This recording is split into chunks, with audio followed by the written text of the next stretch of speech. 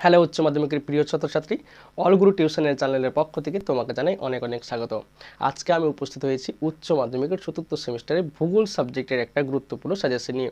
Suggestion বলা ভুল হবে, কিছু গুরুত্বপূর্ণ প্রশ্ন নিয়ে, যেটা এবার 2026-এ আসতে চলেছে। বিশ্বাস হচ্ছে না?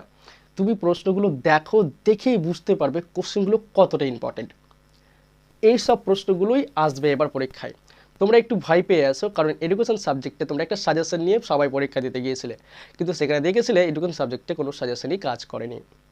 তাই হয়তো ভূগোল সাবজেক্টেও তোমরা এইরকমই ভাবছো যে সাবজেক্টে হয়তো কমন আসবে না, কিন্তু ভূগোল সাবজেক্ট আর এডুকেশন সাবজেক্টের মধ্যে অনেকটা পার্থক্য।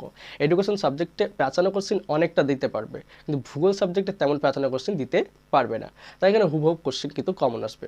আর তোমরা ভালো করেই জানো ভূগোল সাবজেক্টের একটা বড় সিলেবাস রয়েছে, যেখান থেকে কমন খোঁজা খুব কঠিন। তারপরও আমি তোমাদের জন্য কষ্ট করে বেশ কিছু গুরুত্বপূর্ণ প্রশ্ন সামনে তুলে ধরেছি, যেগুলো এতটাই গুরুত্বপূর্ণ প্রশ্ন, আমার মনে হচ্ছে এই প্রশ্নগুলো তুমি যদি রেডি করে যেতে পারো, তাহলে তোমার ভূগোল পরীক্ষাটা অনায়াসে ভালো হবে। বুঝতে পেরেছো? তাই তোমাদের একটাই গ্যারান্টি দিতে পারি, এই কোশ্চেনগুলো তুমি যদি না রেডি করে থাকো, তাহলে এখনও সময় আছে, রেডি করে নাও। মাত্র একটা দিন হাতে সময় আছে, তুমি দেখে নাও প্রশ্নগুলো তুমি রেডি করেছো কি না। যদি না রেডি করে থাকো, তাহলে বলবো রেডি করে নাও।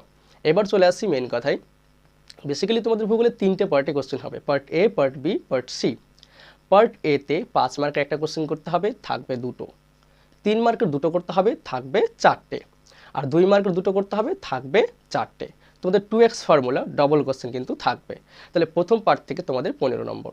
সেকেন্ড পার্ট, যেটা পার্ট বি, সেখান থেকে 3 মার্কের দুটো এবং 2 মার্কের দুটো করতে হবে, চারটে চারটে করে দেওয়া থাকবে। এবার থার্ড পার্টে তোমাদের কি থাকবে, মানে পার্ট সি, ওখানে থাকবে তোমাদের 3 মার্কের দুটো করতে হবে এবং 2 মার্কের দুটো করতে হবে, চারটে চারটে করে প্রশ্ন দেওয়া হবে।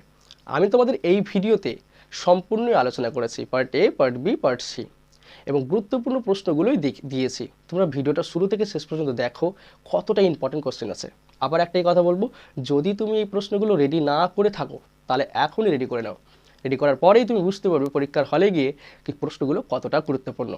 আর তোমাদের কাছে একটা ছোট্ট রিকোয়েস্ট, যদি আমার ভিডিওটা ভালো লাগে তাহলে লাইক এবং কমেন্ট করবে, পাশাপাশি চ্যানেলটাকে সাবস্ক্রাইব করে পাশে থাকবে এবং ভিডিওটা একটু শেয়ার করবে, যাতে তোমার বন্ধুরাও উপকৃত হতে পারে। চলো শুরু করছি আজকের সাজেশন ভিডিও। দেখো, class 12 4th same geography suggestion 2026। দেখো, পার্ট এতে তোমাদের কি থাকবে, 5 মার্কের একটা, 3 মার্কের দুটো এবং 4 মার্কের দুটো, টোটাল 15 নম্বর থাকবে। আর এবারে যে প্রশ্নগুলো পরীক্ষায় আসতে চলেছে, সেই প্রশ্নগুলোই কিন্তু তুলে ধরেছি, খুব গুরুত্বপূর্ণ প্রশ্নগুলো আলোচনার সাথে সাথে বেশ কিছু গুরুত্বপূর্ণ কথা বলবো, সেই কথাগুলোও তোমরা কিন্তু মাথায় রাখবে। এতে করে তোমাদের পরীক্ষার হলে লিখতে অনেকটা সুবিধা হবে। দেখো, 5 মার্কের বাছাই করা কিছু গুরুত্বপূর্ণ প্রশ্ন আমি তোমাদের সামনে তুলে ধরেছি। ফার্স্ট যে কোশ্চেনটা খুবই খুব খুব খুব এবার ইম্পর্টেন্ট, পরীক্ষা আসতে চলেছে এমন একটা প্রশ্ন, সেটা হচ্ছে কি, সমুদ্র তরঙ্গের ক্ষয়কার্যের ফলে সৃষ্ট যে কোনো 4টি ভূমিরূপ চিত্রসহ ব্যাখ্যা করো। 95% আমি কিন্তু কমন দিয়ে রেখেছি। এই কোশ্চেনটা আবার অথবা দিয়ে এইভাবেও আসতে পারে, ব্লোহল, স্বাভাবিক খিলান, তরঙ্গ কর্তৃত মঞ্চ, সমুদ্র ভৃগু কীভাবে সৃষ্টি হয় তা চিত্রসহ ব্যাখ্যা করো। আমি সমুদ্র ভৃগুটা এখানে লিখিনি, কিন্তু সমুদ্র ভৃগুও হবে। বুঝতে পেরেছ?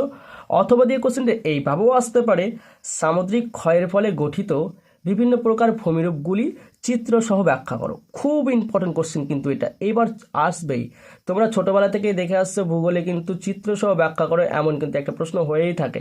তাই 5 মার্কের জন্য তোমরা নিশ্চিত থাকো যে এই কয়েকটা কোশ্চেন দিয়েছি, মাত্র হাতে গোনা কয়েকটা কোশ্চেন আছে, তোমরা দেখে নাও, এইগুলো কোশ্চেনের মধ্যেই আসবে কিন্তু। আর কিছু পড়তে হবে না তোমাদেরকে, অনায়াসে তোমরা পেয়ে যাবে। দ্বিতীয় নম্বর কোশ্চেন হচ্ছে, দেখো, সমুদ্র তরঙ্গের সঞ্চয় কার্যের ফলে গঠিত যে কোনো 3টি ভূমিরূপ চিত্রসহ ব্যাখ্যা করো।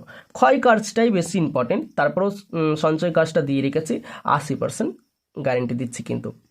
তারপরে একটা কোশ্চেন খুব ইম্পর্টেন্ট আছে, সেটা হচ্ছে উইলিয়াম মরিস ডেভিস বর্ণিত ক্ষয়চক্রের বিভিন্ন পর্যায়গুলি চিত্রসহ ব্যাখ্যা করো। এটা 90% কমন দিয়ে রেখেছি। বুঝতে পারছো? খুব গুরুত্বপূর্ণ প্রশ্ন। তার সাথে এটাও প্রশ্ন কিন্তু খুব গুরুত্বপূর্ণ, নদীর পুনর্জীবন লাভের ফলে গঠিত 3টি প্রধান ভূমিরূপ চিত্রসহ আলোচনা করো। তোমরা কোশ্চেনগুলো দেখেই বুঝতে পারছো এগুলো কোশ্চেন এবার কিন্তু পরীক্ষার মধ্যে আসবে। বুঝতে পারছো? এগুলোই কোশ্চেন আসবে, অন্য কোশ্চেন আসবে না। 5 নম্বর দিয়েছি, ক্রান্তীয় ঘূর্ণপাতের উৎপত্তি থেকে বিন্যাসের বিভিন্ন পর্যায়গুলি চিত্রসহ বর্ণনা করো।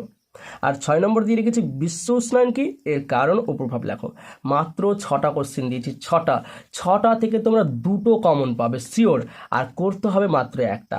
কিন্তু যারা খুব কম পড়তে চাও, খুব তাড়াতাড়ি চাও যে ভালো নম্বর পেতে, তাহলে ওই 4 নম্বর, 3 নম্বর আর 1 নম্বর প্রশ্নটা কিন্তু তোমরা করে নেবে। খুব ইম্পর্টেন্ট কোশ্চেন, এইটা কিন্তু আসবেই। বুঝতে পেরেছো? তোমাদের ভূগোলের সিলেবাস কিন্তু অনেক বড়, তারপর আমি বেছে এই কয়েকটা কোশ্চেন দিচ্ছি, এগুলো পড়ে যাও, নিশ্চিত থাকো তুমি কিন্তু পাবে। আর তারপরে একটা কথা বলি যে পরীক্ষায় যা কোশ্চেন আসুক না কেন, তোমরা কিন্তু ছেড়ে আসবে না, বানিয়েও লিখে আসবে, কিন্তু লিখে আসবে, ছাড়বে না। এবার চলে আসছি এই পার্টে যে 3 মার্কের কোশ্চেন হবে, 2টো করতে হবে সেই কোশ্চেনগুলো নিয়ে। দেখো 3 মার্কের কোশ্চেনগুলো কি আছে, খুব গুরুত্বপূর্ণ প্রশ্ন, ভালো করে দেখে নেবে। তোমাদের বারবার বলছি ভূগোল সাবজেক্টে কিন্তু সিলেবাসটা অনেক বড়, তাই কোশ্চেন একটু বেশি দিয়েছে, একটু বেশি দেখে যাও ভালো। কারণ তোমরা এডুকেশনে দেখতে পেয়েছো যে কম সাজেশনে আসেনি হয়তো অনেক কারো। আমি যে কোশ্চেনগুলো দিয়েছি এগুলো কিন্তু আসবে শিওর। দেখো প্রথম কোশ্চেন, প্রতি সারি পাত সীমানায় কী কী প্রকার ভূমিরূপ গঠিত হয় তা আলোচনা করো। 80% কমন দিয়ে রেখেছি। 2 নম্বর হচ্ছে মহাদেশীয় পাত ও মহাসাগরীয় পাতের মধ্যে পার্থক্য লেখো। 3 নম্বর হচ্ছে অভিসারী ও নিরপেক্ষ পাত সীমানার মধ্যে পার্থক্য লেখো। এখানে অভিসারী আর অপসারীর মধ্যেও পার্থক্য, এটাও কিন্তু ইম্পর্টেন্ট আছে। 4 নম্বর অশ্বক্ষুরা আকৃতি হ্রদ কীভাবে সৃষ্টি হয় চিত্রসহ লেখো। 5 নম্বর হচ্ছে রিয়া ও ফ্রিয়ড উপকূল এর মধ্যে 3টি পার্থক্য লেখো। 6 নম্বর হচ্ছে ডেভিসের ক্ষয়চক্রের মূল শর্তগুলি কী সেটা লেখো। 7 নম্বর হচ্ছে ক্রান্তীয় ঘূর্ণবাত ও নাতিশীতোষ্ণ ঘূর্ণবাতের মধ্যে পার্থক্য লেখো। খুব গুরুত্বপূর্ণ প্রশ্ন কিন্তু এগুলো। 8 নম্বর হচ্ছে সমুদ্র স্রোত সৃষ্টির ক্ষেত্রে প্রভাব বিস্তারকারী 3টি নিয়ন্ত্রক লেখো। 9 নম্বর দিয়েছি জীববৈচিত্র্য কি, জীববৈচিত্র্যের গুরুত্ব আলোচনা করো। আর 10 নম্বর দিয়েছি এক্সিটু ও ইনসিটু সংরক্ষণের মধ্যে 3টি পার্থক্য লেখো। এটা পড়ে রাখবে, কারণ এটা 2 মার্কের জন্য কিন্তু ইম্পর্টেন্ট। এবার চলে আসছি এই পার্ট থেকে 2 মার্কের যে কোশ্চেনগুলো ইম্পর্টেন্ট, একটু বেশি করে দিয়েছি, একটু কষ্ট করে দেখতে হবে সবগুলো, নাহলে কিন্তু দেখতে পাচ্ছ ছুটে যাচ্ছে, তাই বলে যদিও কম, এখান থেকে 2টো আসবে 2 মার্কের। দেখো আমি কিন্তু 19টা দিয়ে রেখেছি, কিন্তু দেখতে হবে, কিচ্ছু করার নেই। তার মধ্যে দেখে না তোমরা রেডি করছো কি না, যদি না রেডি করে থাকো কিন্তু রেডি করে নাও। খুব গুরুত্বপূর্ণ প্রশ্ন, পরীক্ষার হলে গিয়ে তোমরা বুঝতে পারবে। দেখো 1 নম্বর কি দিয়েছি, অভিসারী পাত সীমানার সংজ্ঞা দাও। ওপরে অভিসারী ও অপসারীর পার্থক্য দিয়েছি, ওখান থেকে তোমরা এটা কিন্তু করতে পারবে। প্রতিসারী পাত সীমানা বলতে কি বোঝো বা সংজ্ঞা দাও। 3 নম্বর সমুদ্র বক্ষের বিস্তৃতির 2টি কারণ লেখো। 4 নম্বর হচ্ছে ধারণ অববাহিকা কি। 5 নম্বর জলবিভাজিকা কি। 6 নম্বর হচ্ছে প্লাঞ্জপুল কি। 7 নম্বর পশ্চাৎ তটভূমি কাকে বলে। 8 নম্বর উত্থিত উপকূল কাকে বলে। 9 নম্বর যৌগিক উপকূল কি। 10 নম্বর অপসারণ গর্ত কি। 11 নম্বর ইনসেলবার্স কি। 12 নম্বর হচ্ছে সমপ্রায় ভূমির সংজ্ঞা দাও বা পেনি প্লেন কি। খুব গুরুত্বপূর্ণ প্রশ্ন কিন্তু, দেখে নাও।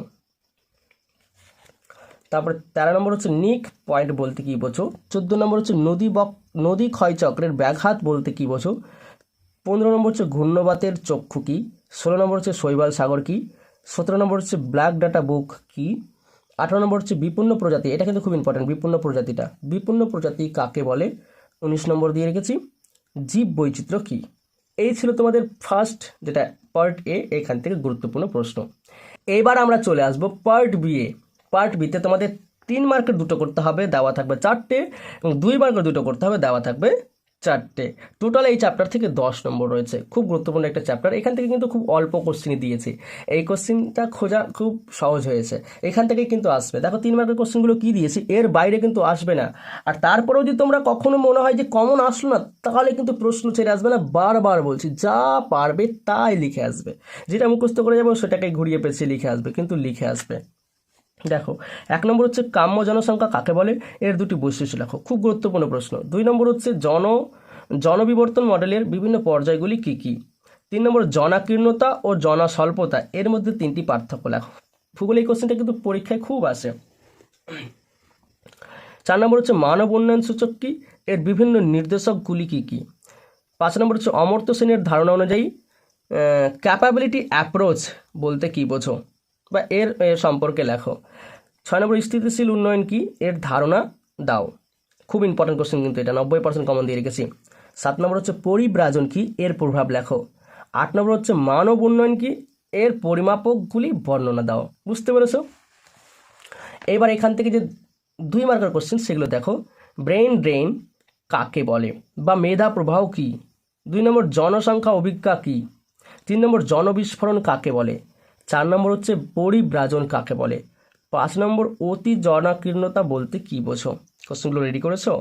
যদি না রেডি করো ভাই বিশ্বাস করো এইসব কোশ্চেনই আসবে, এগুলো কোশ্চেন রেডি করে নাও। একটা রাত সময় আছে, রিকোয়েস্ট করছি রেডি করে নাও। সত্যি কথা বলছি, এই কোশ্চেনগুলোর বাইরে কিন্তু কোশ্চেন আসবে না। 6 নম্বর অমর্ত্য সেনের মতে উন্নয়নের সংজ্ঞা দাও। 7 নম্বর মানব উন্নয়নের সূত্রটি লেখো। 8 নম্বর হচ্ছে মানব উন্নয়ন কোন কোন বিষয়ের উপর নির্ভর করে? 9 নম্বর হচ্ছে মানব দারিদ্র্য সূচক কি? খুব গুরুত্বপূর্ণ প্রশ্ন। এই ছিল তোমাদের 2 মার্ক ও 3 মার্ক পার্ট বিতে। এবার চলে আসছে পার্ট সি। পার্ট সিতেও সেম 3 মার্কের দুটো 6 নম্বর এবং 2 মার্কের দুটো 4 নম্বর, টোটাল তোমাদের 10 নম্বর এই চ্যাপ্টার থেকে থাকবে। বুঝতে পেরেছো? তো দেখো 3 মার্কে ভেরি ভেরি ইম্পর্টেন্ট কোশ্চেনগুলো কি 100% কমন দিয়ে রেখেছি, এই কোশ্চেনগুলোর মধ্যে আসবে। শিওর দেখে নিও তুমি, এই কোশ্চেনগুলোর মধ্যে আসবে। ভারতের খাদ্য প্রক্রিয়াকরণ শিল্পের উন্নতির কারণ কি কি? এই শিল্পের সমস্যাগুলি কি কি? এটা দুটো ভাগে পার্ট করে দিতে পারে, হয় ওইটা দিতে পারে, না হলে নিচেরটা দিতে পারে।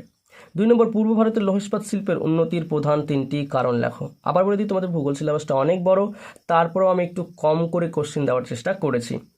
দেখবে তুমি অন্য অন্য ইউটিউবার থেকে আমার ভিডিওতে খুব কম সংখ্যকই সাজেশন দেওয়া আছে।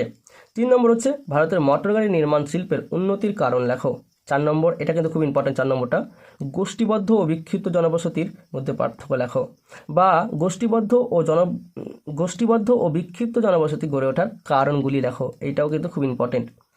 6 নম্বর দিয়েছে সুন্দরবন অঞ্চলে মানুষের জীবনযাত্রার বাধাগুলি লেখো। মানে ওরা যে পশুর সাথে থেকে বনের থেকে যে কীভাবে জীবনযাপন করছে তার বাধাগুলো লিখতে হবে। 7 নম্বর ন্যাশনাল ক্যাপিটাল রিজিয়ন এনসিআর যেটা, এর বায়ু দূষণের কারণ লেখো। এটা খুব গুরুত্বপূর্ণ প্রশ্ন। আর এখান থেকে যে 2 মার্কের কোশ্চেনগুলো সেটা হচ্ছে এটা, অনুসারী শিল্প কি? খাদ্য প্রক্রিয়াকরণ শিল্প কি? 3 নম্বর তথ্য প্রযুক্তির সংজ্ঞা দাও। 4 নম্বর স্থিতিশীল উন্নয়ন কাকে বলে? 5 নম্বর বন্ধ্যাভূমি কাকে বলে? 6 নম্বর শুষ্ক বিন্দু বসতি ও জলবিন্দু বসতি কাকে বলে? এটা একটা ভাবেও দিতে পারে। 7 নম্বর হ্যামলেট বলতে কি বোঝো? 8 নম্বর আর্সেনিক দূষণ বলতে কি বোঝো? 9 নম্বর ব্ল্যাকফুট ডিজিজ কি? 10 নম্বর জঙ্গলমহল কাকে বলে? 11 নম্বর হচ্ছে ভূমি অবনমন কি?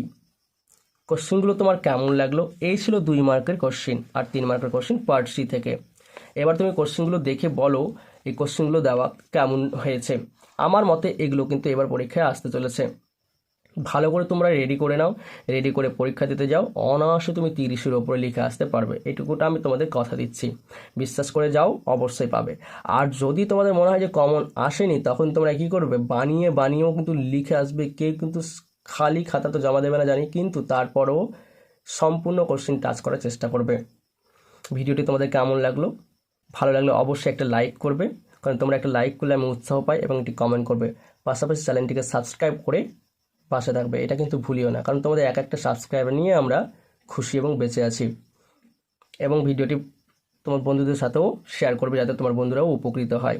ভালো সবার উচ্চ মাধ্যমিক পরীক্ষা, এইটুকুটা বলেই আজকের ভিডিওটা এখানেই শেষ করছি।